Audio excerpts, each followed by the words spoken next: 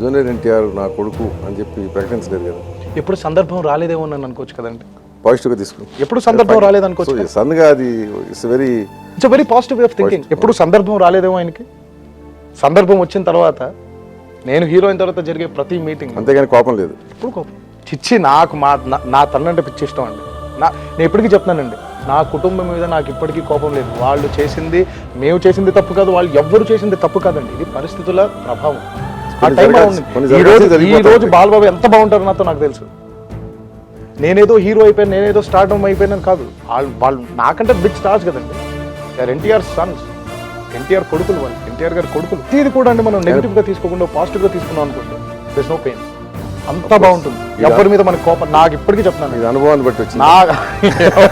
ఏమో నాకు అసలు మా బాబాయ్ కోపం లేదు, వాళ్ళకి నేనంటే కోపం. అనుభవంలోకి వస్తే కానీ తత్వం బోధపడదంట.